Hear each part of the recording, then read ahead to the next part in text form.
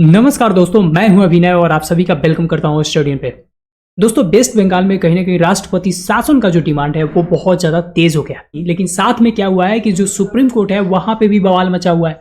तो सवाल यह है कि क्या प्रेसिडेंट का जो रूल है वो वेस्ट बंगाल में लगा देना चाहिए, क्योंकि दोस्तों मुर्शिदाबाद में जिस तरीके से वायलेंस हुआ है, खास करके जो हिंदू लोग हैं उन पे जिस तरीके से अटैक किया गया है। देखिए दोस्तों, यहाँ पे आपको समझना होगा कि जो भी वायलेंस होता है वहां पे पॉलिटिकल पार्टी कहीं ना कहीं इन्वॉल्व जरूर होती है। तो यहाँ पे सुप्रीम कोर्ट से ये भी डिमांड हो रहा है कि एक इंडिपेंडेंट कमिटी को कहीं ना कहीं कंस्टिट्यूट करना चाहिए और कहीं ना कहीं जांच पड़ताल करने की जरूरत भी है कि आखिर में इसके पीछे कौन सी पॉलिटिकल पार्टियां हैं जो कहीं ना कहीं ये वायलेंस जो है उसको बढ़ावा दे रही हैं।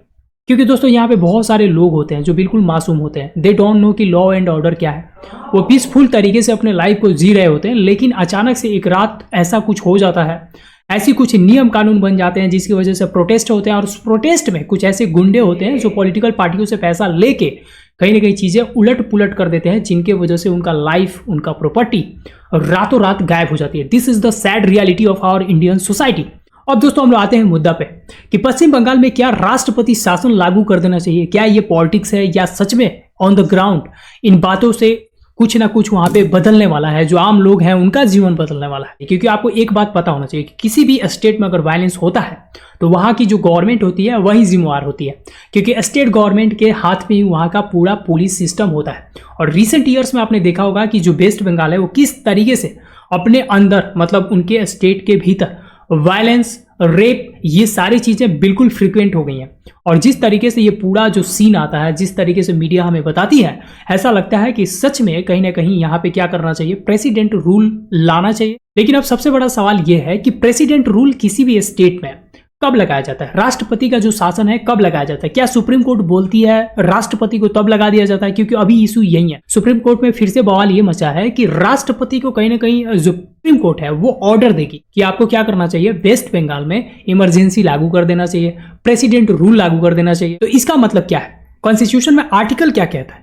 तो दोस्तों यहाँ पे आपको समझना है, आर्टिकल 355 यानी 355 जो आर्टिकल है इंडियन कॉन्स्टिट्यूशन का, ये कहता है कि it is the duty of union government to protect states. जी हाँ दोस्तों, ये यूनियन गवर्नमेंट यानी जो सेंट्रल गवर्नमेंट है, यह उनकी ड्यूटी है कि वो क्या करेंगे, स्टेट को प्रोटेक्ट करेंगे। प्रोटेक्ट फ्रॉम व्हाट, किससे प्रोटेक्ट करना है यहाँ पे? तो यहाँ पे दो ग्राउंड दिया गया है, पहला है एक्सटर्नल अग्रेशन एंड सेकंड में है इंटरनल डिस्टर्बेंस। एक्सटर्नल अग्रेशन का मतलब होता है कि कोई पार्टिकुलर, लेट्स से कि कोई स्टेट ही है, वो किसी कारणवश से आपके स्टेट पे इंक्रोच कर रहा है, या कोई आपका जो स्टेट है वो कोई पार्टिकुलर जो फॉरेन कंट्री है उसके साथ उसका बॉर्डर है और वो कहीं ना कहीं वहाँ पे क्या कर रहा है, इंक्रोच करने की कोशिश कर रहा है।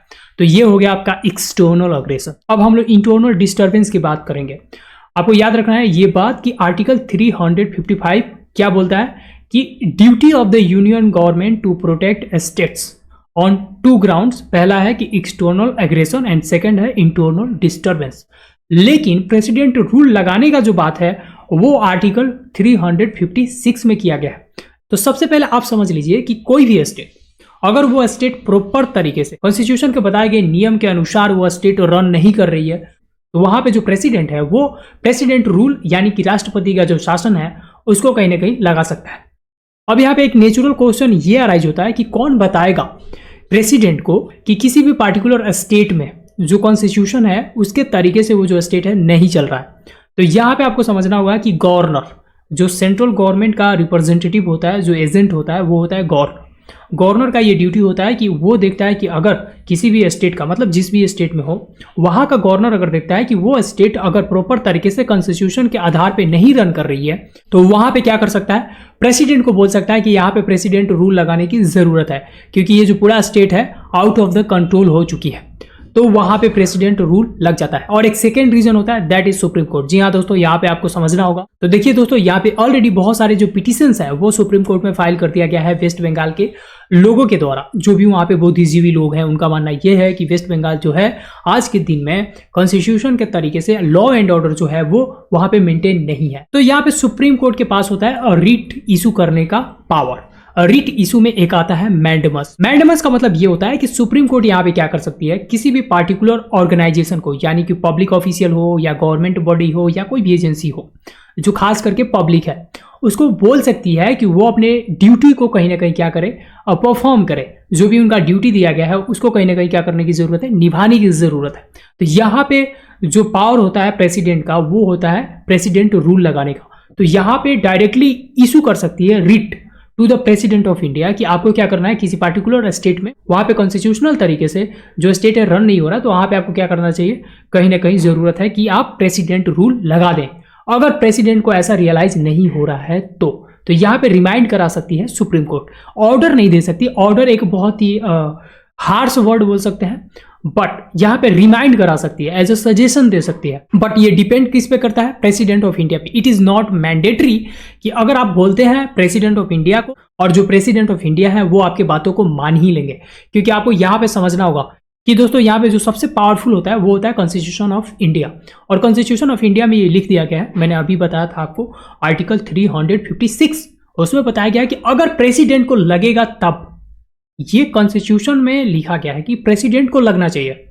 आप उनको रिमाइंड करा सकते हो, बट वो last of the day decision किसका होगा, प्रेसिडेंट का होगा। प्रेसिडेंट का डिसीजन का मतलब ये होता है कि जो हमारा COM है, यानी council of ministers headed by प्रधानमंत्री, यानी PM जो होते हैं, उनको ऐसा लग गया, उन लोगों को ऐसा लगता है कि इन पार्टिकुलर स्टेट में क्या करना चाहिए, इमरजेंसी लगाना चाहिए, यानी कि प्रेसिडेंट रूल लगाना चाहिए, तब यहाँ पे प्रेसिडेंट का रूल लग सकता है। तो दोस्तों ये तो रहा कि कॉन्स्टिट्यूशन में क्या लिखा है, सुप्रीम कोर्ट का पावर क्या है।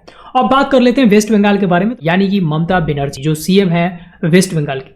दोस्तों यहाँ पे अनफॉर्चुनेटली ये बोलना पड़ रहा है कि एक CM को इस तरीके से स्टेट को रन नहीं करना चाहिए। क्योंकि अगर आप देखें रिसेंट ईयर्स में, अगर आप देखें तो जिस तरीके का यहाँ पे वायलेंस, जिस तरीके का यहाँ पे मतलब आपने देखा ही होगा, जो रेप हुआ था, रेप वायलेंस, उसके बाद जो इमिग्रेशन है बांग्लादेश से, ये सारे जो इशूज हैं वेस्ट बंगाल में अराइज हो रहे हैं। और इसके वजह से यहाँ तक कि आपने ये भी सुना होगा कि वेस्ट बंगाल की जो गवर्नमेंट है वो फेंसिंग करने से बॉर्डर को रोक दिया था, क्योंकि जमीन ही नहीं दिया था। तो ये भी एक बहुत बड़ा कंसर्न है।